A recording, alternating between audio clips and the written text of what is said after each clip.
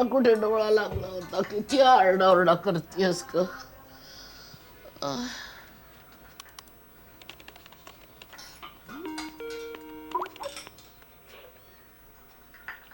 हाय गुगी. Hello. कशी आहेस? आई आहे आता तुझ्या खोलीमध्ये. माझ्या माझ्या खोलीत. मी तर बॉस्टनला आहे.